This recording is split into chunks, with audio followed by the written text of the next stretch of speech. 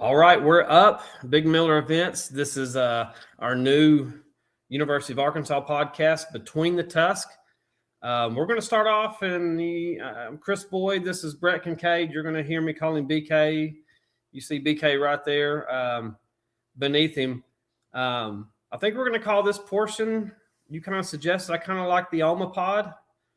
I kind of like the Omapod portion. Yeah, I mean, we'll be right every 3 years based on the Dave's cadence. So hopefully, this is one of those years. Brand new pod. I think BK, what I'd like to just kind of lead off, pun intended, is a lot of these new players that I'm going to consider. Now, I think I know slightly more than just average hog baseball fan. But I'm definitely not just fully ingratiated like you are. So I think I'd like to lead off with some of these new players that maybe not your average hog baseball fan knows that well, right? New era, the ages of us having the same guys for 3 years over and over and over again. Those days are probably gone. So year in, year out, the carryovers are going to be very few. But to literally lead off, I mean, Damian Ruiz, he does exactly what you want to do for a leadoff hitter. I mean, I'm looking at his OBP is 500. What else could you ask for a good leadoff hitter? Well, and it's not just the number of is OBP. It's great. OBP of 500 for your leadoff hitter. Literally, asking for anything above 450 is insane. If you get to that 450 number, Davalon was in the 420s last year, and he was one of the best leadoff hitters we've ever had. Great leadoff hitter. So what he brings to the table, what his whole team brings, and is speed. He is a base stealer. He is 7 of 8 on the year stealing bases. And he has got this knack of being able to pick his spots. He also hits. He's got the wheels to beat out hits. Understands the assignment. He's a leadoff hitter. He needs to get on base. We talk about like the roster turnover. Like baseball of all the major college sports is the one that's most apt to have 1-year guys, because you would get JUCO kids who come in for a year and then they'd be gone. Dave Van Horn is one of them. It happened routinely. Cliff Lee went on to win a Cy Young. He was at Arkansas for 1 year after spending time at JUCO. Like, that's been the case, but now they're coming from Lamar, or they're coming from other D1 programs, Texas Tech, whatever. Yeah, you got people coming in from Tech. You got people coming in from Oregon State, Oklahoma. Like, we're bringing guys in from everywhere. So you got to hit. The portal has to be right. And last year's team that was the Omaha semifinalists hit on all of them. This year we're seeing there maybe not all be hitting, but one that has hit is Damian Ruiz. He's a perfect leadoff hitter and kind of a throwback to what we saw in Dave's first few years on the Hill, where it was a scrappy, not a power team. Take the extra base, steal the base, do what you had to do to score every run. We were talking about that kind of lack of power so far anyway. And we're kind of not used to seeing that over the past several years. Yeah. This is a team that hit 114 or so home runs last year. I can't remember the exact number, over 100, 3 of the last 4 years, I believe. This year, Cam Kozeal, who's a nice player. I love Cam. He is an energy guy. He shouldn't be your number one power source, though. He leads the team with 6 homers. People are pitching around Helfrich, who has 5. Once you get for the first 20, say 18 games until Mississippi State weekend, people were pitching around those guys and making everybody else try to beat them. And we had to scrap out several of those wins. We're not getting anything yet out of Reese Robinette until this weekend. We didn't get anything out of third base with Pompey. So, Souza coming off injuries still hasn't hit a home run. So it's not a power team. This is not a team that we're accustomed to. This is not a all gas, no brakes type of offense like Nate Thompson likes to run. Well, and Zack Stewart's hitting the ball really well. Yeah, he hits the ball hard. He's missed some time from injury. He only, I think I was listening to Phil and Bubba today on the broadcast, and I think he only had one at bat in Dallas or in Arlington the first weekend of the year.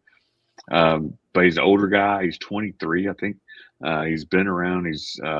He's patient and has found his slot now, I think, as the offense and the defense. Basically, trying to find a slot to put him in. That the hope was that Kuhio would be able to take over in right field. And the results, let's just say, have been mixed defensively for Kuhio, and so having a veteran like Stewart be able to come in is huge. Let's hit on that. Let's hit on Kuhio. It's been a struggle in right field. Looking like he should play for the Oakland A's in the early 90s. Yeah, and massive kid. We always knew the power was there. I told you earlier I was a little surprised he was actually hitting 311. It seems like his average is lower just because he seems like he swings and misses so much if it's not a fastball or if he can't sit on something off speed. Yeah, his strikeout numbers are better than you would think too, because like you said, he swings and misses a lot. He doesn't take strikes; he swings at them. Which if you're hitting fifth in the lineup, you kind of want that. You want somebody who's going to attack. He's not a top of the order guy. He's not the bottom trying to turn it over. You want him swinging to drive in runs. But yeah, like you're right. Like the numbers when we were looking at it earlier before the show, it's definitely surprising to see him sitting at 311, which is not a tremendous baseball average in college batting average in college baseball. But it's not going to get you a free swinger. A free swinger, I'll take it. Yeah, he's not going to – I mean, he does – he's hit in – he leads the team in double plays.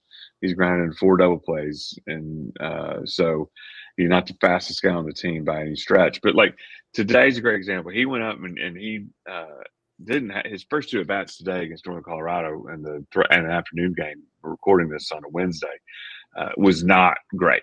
And then he made some adjustments and he came in and he – chopped a ball, must have been 100 miles an hour off the bat, straight in the dirt. And so it shot up in the air and bounced well over the third baseman's head, drove in a couple runs on just putting the ball in play, And then the next at bat, he lines one, hits the wall on the fly on the line drive.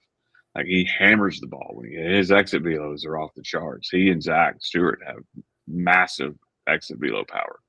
So with Kuhio, it's laying off that slider or sweeper, either one that darts away on the edge of the plate.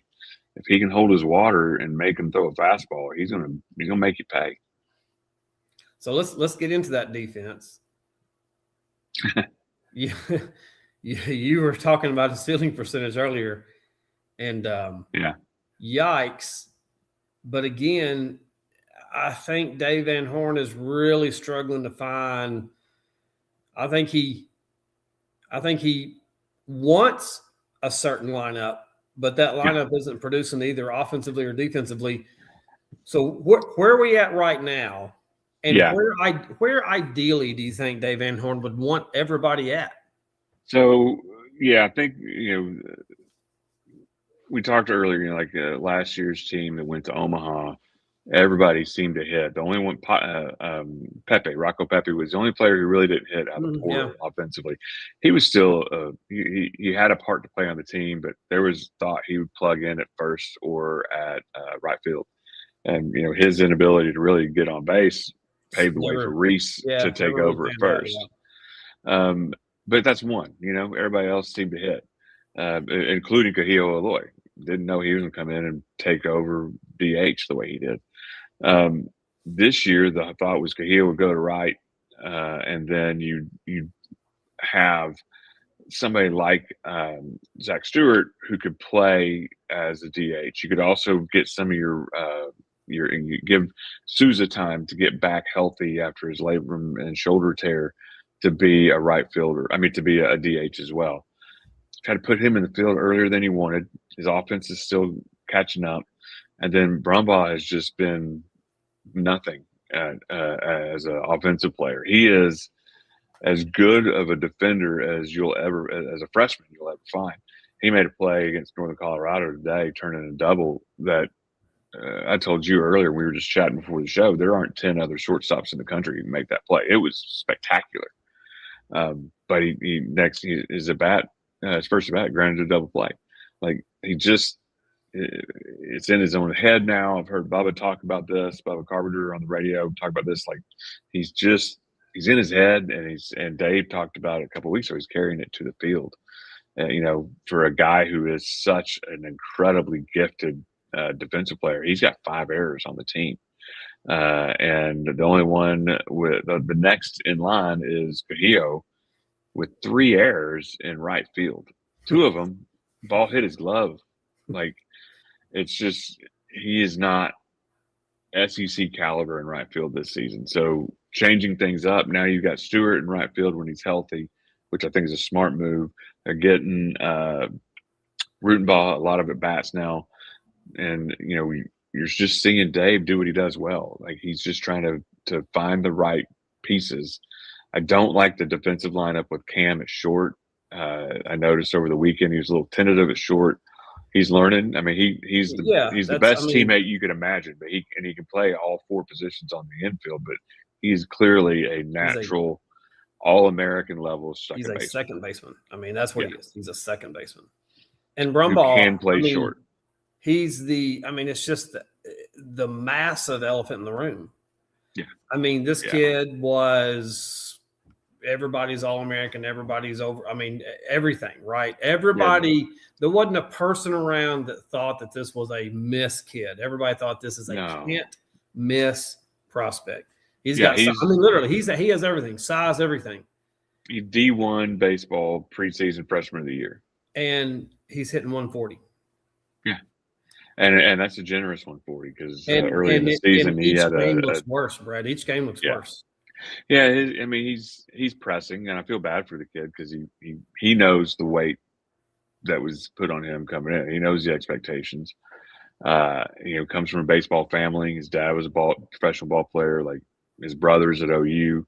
Like, this is a baseball guy, and he expects to do well, and he's not. And Dave has started to take him out of he's obviously took him out of the SEC lineup against Mississippi State. He didn't play last night either, but came in and played today, and did not have a great day. Again, solid day in the field. Still looks like an unmade bed at the plate, though. Do you think we're going to see him this weekend at South Carolina? I think he's a defensive replacement at best on the SEC schedule right now. He just against Mississippi State, he had an at bat. He came in to bunt and couldn't get it down. Made a pretty awful attempt, frankly, at a bunt on the first attempt. Now, didn't cost the Hogs. Ended up scoring runs in the 7th in the 8th rather, to take over and win that ball game in the second half of the doubleheader. But you can't do that in the SEC. You have to be able to fundamentally execute the fundamentals. And right now, he just isn't able to do it. And you want him to succeed, but I'm afraid it's up here right now. I think you're right. Before we go into that South Carolina matchup, I was almost fully prepared to begin this. Like last week, when we're prepping for this, getting ready, I was almost fully prepared to start this with Brett. I'm the average Hog baseball fan. Talk me off the ledge. And then we go 2 of 3 against Mississippi State. Yeah. And the good wins. I mean, the loss was, Dietz got some bad luck. I was at all 3 of those games. And first of all, the atmosphere Friday night was exactly what you want, man. It was awesome. It was packed. Weather was great. We had the NCAA indoor track championships going across the way on the backside of the stadium. So it's just activity all around. And the baseball was great. Gackle looked like an SEC Friday night guy. He pitched really well. Should have gotten through the sixth. A little bad luck, but Gibbler came and got him out.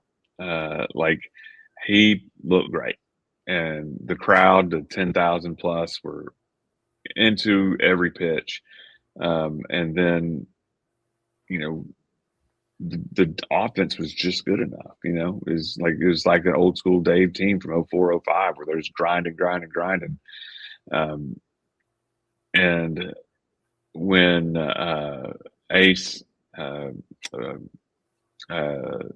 Teal for Mississippi State hit the home run to tie the game, I think it was Teal, maybe wrong, hit the home run off Gibbler in the ninth when everybody's standing, and then everybody just sits down right away. I was with you. I was like, this is going to be the season from hell. I fully believed it. It just felt that way, like in the moment I felt that. And then to see Pompey come through and just, talk about a storybook moment to win that game.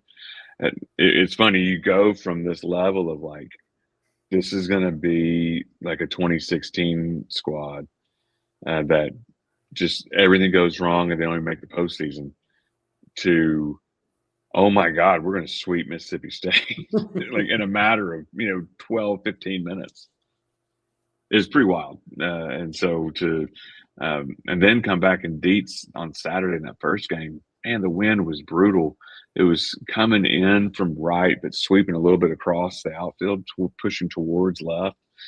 That home run, after some terrible calls, I got to say, that helped put two on. That ball, it is a gap out. It's warning track to the gap. You said it, a lot of bad luck, and Yeah. that was one. That was one that carried that shouldn't have. And you just never fully recovered. Dietz didn't look bad. His numbers are belie what have been All-American type stuff this year. Yeah, he's this pitching staff is as good as you'll find. And Fisher's looked a little bit rocky the last couple of times they jumped. They must have seen something on tape at Mississippi State, because they were jumping on his first and second pitches early in that game. But he battled through, got us where we need to get to bring in, and then didn't give up a run after that first inning against Mississippi State in the second game on Saturday. I don't want to spend very much time at all in Northern Colorado. They're just such a terrible team, and really, Dave, really not good. No, really not. And Dave was really doing a lot of experimentation, right? Sure. Seeing what he had, whatever. Let's move right in. I think there's so much momentum coming off that Mississippi State series. We're going at South Carolina. You were talking about our pitching staff. They seem to have a really nice pitching staff as well. Yeah. They're built similarly.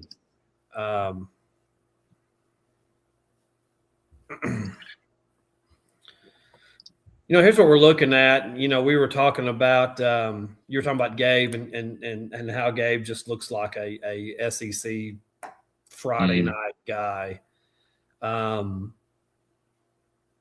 Heck, let's just go to his numbers. I was about to rattle them off. So let's just take a look at this Friday night. You were talking about South Carolina's, Friday night guy and how well he's looked. And then you compare to Gabe, and you're like, man, the GAC looks really good, right? Yeah. Gunther's highs have been high. He took a no-hitter into the seventh at Florida last week in a game they ended up losing 1-0 in extras. Like, that's just a brutal loss. But Gunther was very good. He was very good against Clemson earlier this year, and didn't throw a complete game, but they ended up shutting him out, in the Palmetto rivalry. So Gunther is a very, very good high-end pitcher, somebody who, frankly, could beat anybody in the league. And given the offensive struggles that we've seen with Arkansas, like, Gak is going to have to go out and have another big time Friday night performance. The good news for Arkansas going into this weekend is South Carolina is not a power offense, is not a prolific offense either. We talked about how Cam leads the team with 6 home runs. Well, Will Craddock, who I'm sure you remember, feel like he's been at South Carolina for 50 forever. years. He's a get on base guy. He's hitting near 400. Leads the team with only 5 home runs for South Carolina. Oh wow! Yeah, they're not an offensive juggernaut by any stretch. What lineup do you think we're going to see on Friday? For Arkansas, I think we'll see Damian leading off, of course. Two slot has been a bit of a revolving door. You think we'll see that Ruiz, Kozeal, Helfrich, Stewart, Kuhio kind of? I think so. I think the question is whether you move Mike Anu up, the center fielder, up into the 2 spot. Handles the bat. He's got a little bit of pop. He's kind of slowly coming online. He can run. I don't know. I wouldn't hate seeing him there, but I just think Cam is your best option at 2 right now. I think he's a natural second baseman and a natural 2 hitter.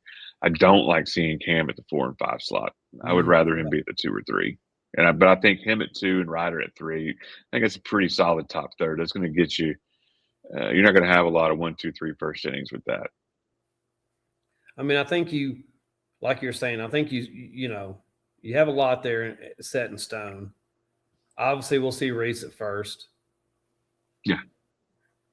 Yeah, I think the question is Pompey, are you feeling good about Pompey now? Is he fully – I mean, he did – we took an 0 for today. Had some good at-bats, but he did strike out in his last at-bat on the slider ducking away, which is the pitch that's really been bothering him. He leads the team in strikeouts, and it's not particularly close. He has 32 strikeouts on the year out of 66 at-bats. I mean, it's an insane number.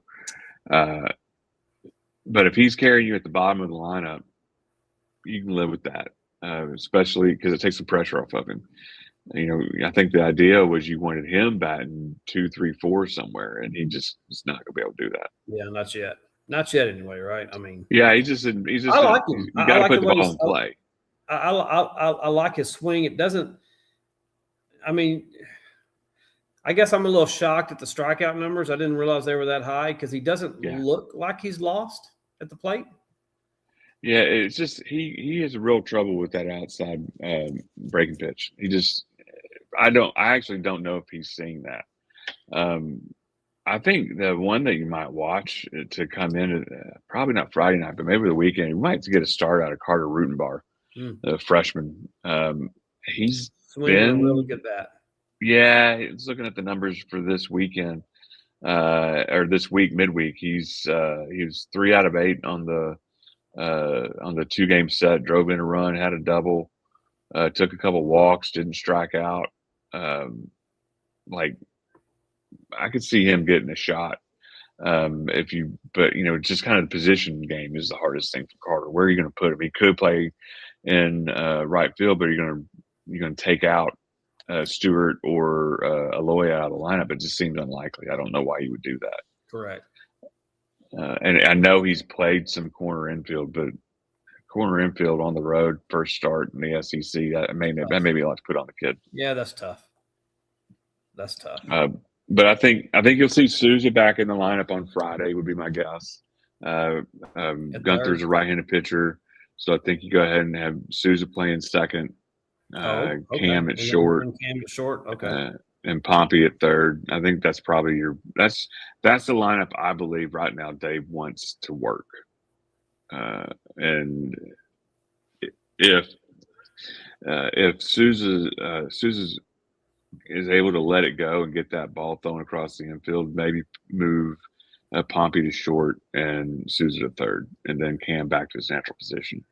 But you've got 3 guys who can play those 3 positions, all of them. But Pompey's definitely a left side of the infield guy, but I think that's where you're probably where you want to go. And then you've got Peck can come in at first if you want to, if Reese isn't seeing it for some reason, and then you bring in Reese as a defensive replacement. You've got Christian Turner who can play in the outfield if something happens out there. You got a backup outfielder built in without having to lose your DH. So there are pieces. Outfield felt like coming into the season, outfield was the bigger question mark, and I feel like those have been answered way better than the infield. Well, so talk about Alexander Peck, because Reese Robinette, I think every Hog fan loves this kid, and we want to see him turn into something that just doesn't appear that he's going to turn into. We see this big, tall, almost Heston Kjerstad looking kid, and we want him to hit like Heston. His approach, his bat, his whole operation looks so much like Heston. It's crazy. But he's just not that type of a hitter. Yeah, he hits the ball hard. Beginning of the year, he wasn't getting the loft, but he was hitting. He led the league. He led the team in hard hit balls for the first 15 games, but he just didn't get enough. He's not getting enough angle on it. Yeah, there's no elevation. Yeah, the ball's not leaving the yard. Remember the home run he hit in Omaha against LSU, went up on the concourse. He hit the home run against Texas, went over the Hunt Center. We're not seeing anything like that right now. And really, I thought, okay, this is turning point. This is when this kid's going to turn into a Heston Kjerstad type hitter. I kind of thought, and that's a hell of a goal. Yeah, but you're right. But you get my drift, though. A true left-handed offensive threat. Yes, I agree with that. That's what I expected. But tell us about the thing about Peck is that he just hasn't. He's only started the one game against Texas Tech in Arlington. His decision making at first base has been questionable. So I think it would be tough for me to take him out in an SEC road game. Now, against UCA next Tuesday at Baum, if Reese doesn't have a strong weekend, maybe you give him another shot. But I think it's I mean, UCA no walkover. So they went. I think they went to Vanderbilt and won earlier this year. There's a lot of good baseball in the state of Arkansas right now. Yeah. You got ASU's ranked. That loss doesn't look so bad now for Arkansas. Right. UCA, you better bring it. Obviously, Little Rock was one of the stories of the first weekend of the baseball tournament last year. Yeah, right. So there's some good ball being played in the state. But I think in terms of what we're going to see this next weekend, I think the lineups will be largely the same. I expect to see the Gackle-Gibbler combo on Friday if we have a lead or we're close. Even if we don't have a lead, if we're close, I think you see that. And then you Johnny Holstaff the rest of the weekend. Hope Dietz gets you 7. And, Steele Eves and Connor McElvain have yet to give up a run this year. You've got some absolute studs in the bullpen.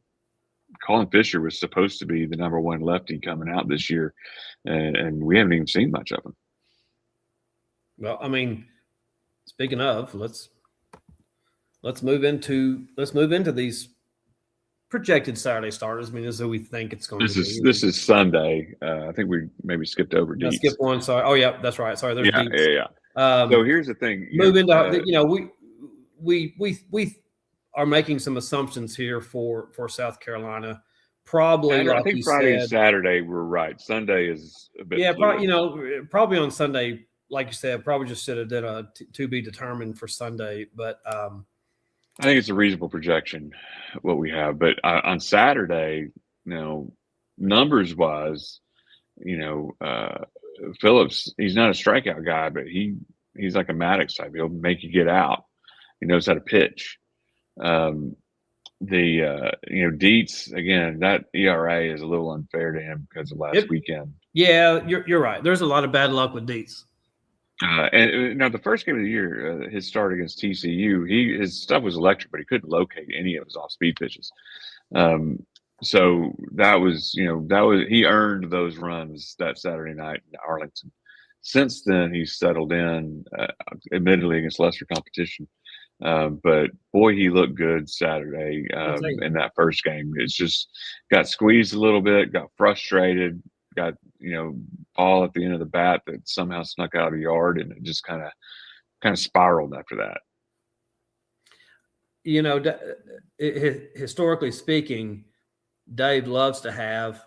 It's not just Dave Van Horn, lots of managers, right? But Dave loves to have. Okay, here's my Friday night guy, and I want 6 or 7 innings, and then I want the second guy to come in and just finish the game. And you only want to throw 2 guys on Friday if you can do it. And just like you were saying, it's pretty much we're looking at Gack and Gibler, right? That's what you want. Yeah, I mean they're almost like co-starters. Gilbert's been incredible so far. Yeah. I mean, just absolute. We don't have his numbers to throw up here, BK, but 1.5 ERA, 2-0. 18 strikeouts and 17 innings pitched. And it's not just the numbers. I mean, it's the confidence, it's the surety. I mean, that's what made my heart sink when gave up the home run Friday night, because he looked like Terminator. Yeah. And credit to Mississippi State, the kid just squared it up. Their shortstop and just squared it up and took it out. I mean, it was a no doubt shot. And so leading into Saturday and Sunday, you're just talking about a lot of the bullpen guys. Dietz has been incredible, like you said. Who are the bullpen guys that we're going to see? Here's our Saturday pitchers. Going to see Colin on Sunday, Brandon Stone. We probably not. Yeah, don't really know. But who are we going to see? Because we will see probably 5 or 6 or 7 guys out of the bullpen on Saturday and Sunday over the weekend. Yeah, of course. I mean, hopefully not. Hopefully not. But but it'll be about matchups too. Like you want to, if you can, go lefty righty out of the pen, switch up their lineups. So I think Steele is probably your first option in a close game. He's just been he just throws strikes. He has 3 walks in 15 innings this year. Like, he just throws strikes. And Coyle, again, he punishes left-handed batters. He is as good as he's great. Still is good. Brissy got touched up on Tuesday against Northern Colorado a little bit early, settled in. He'll be fine. He's a bullpen guy. They're trying to get him innings. McElvain's kind of the quiet guy out of the bullpen that, I say quiet. He's just not as talked about as much, but he's just intimidating. He's talked about his dad being a fireman. He's got the big handlebar mustache. Kind of looks like he is going to go be a first responder when he's done playing baseball too. Just an intimidating presence on the mound, coming in, throwing smoke from the left side, and just daring you to hit it with his whole persona. So I think those are the guys that I would look to see on Saturday. You're talking about those 2 guys, Steele, Eves, and McElvain. And I was going to point out that Steele, people are batting 137 against him. Yeah. But McElvain, they're batting 0.94. That's the batting average. Less than 100.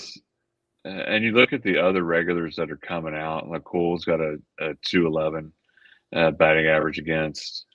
Tate McGuire, kind of quietly, he pitched a little bit yesterday. Batting average against a 148.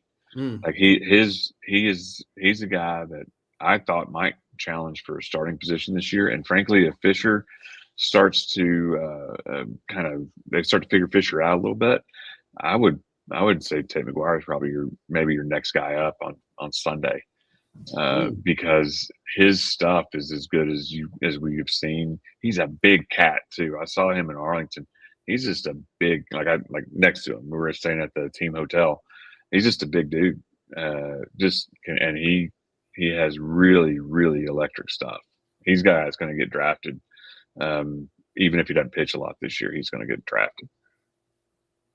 Well, what's your predictions game by game this weekend? Yeah. So South Carolina's coming in on a 5-game losing streak. They lost to Charlotte. They lost 3 games over the weekend. at Florida, and then they lost to Charlotte midweek this week. They're going to – I'm not going to let you hold me to it, but I will say this. They're going to throw everything they got at you on Friday. They're going to do everything they can to win on Friday. Mm-hmm.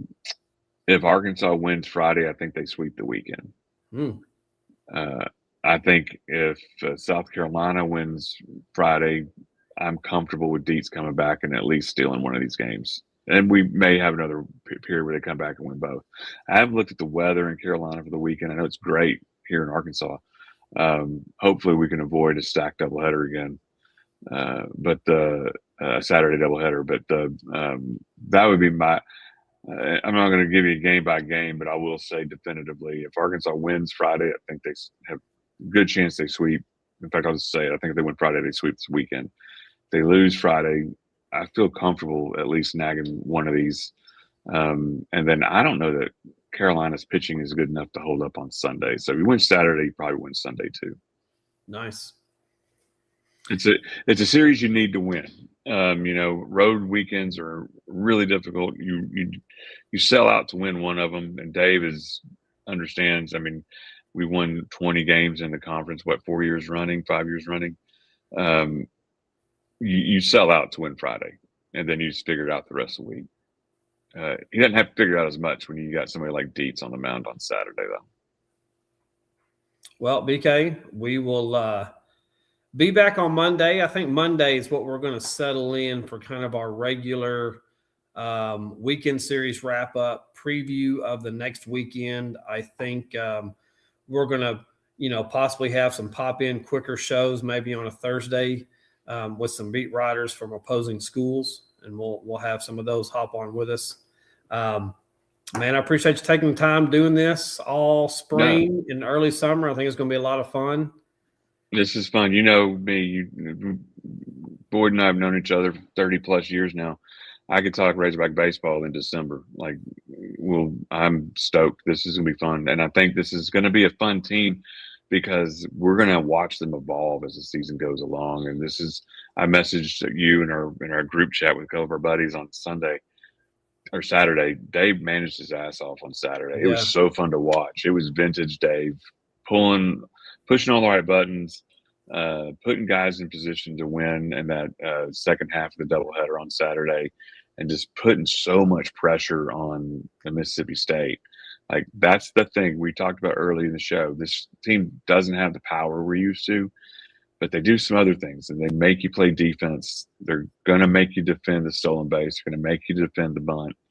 And I think power will come. I still believe the season's early enough. When it warms up a little bit, maybe that ball starts popping off of Reese's bat a little bit more. Kuhio's line drives get a little bit more loft. So I think there's still more to come offensively. Well, it's going to be fun. I consider myself an above average Hog baseball fan. I'm not ingratiated in it like you are, and I just thought you were the perfect guy to hop on and just talk baseball. Yeah, no, I appreciate it. Yeah, kind of a psychopath about this stuff. So having a safe forum is great for me.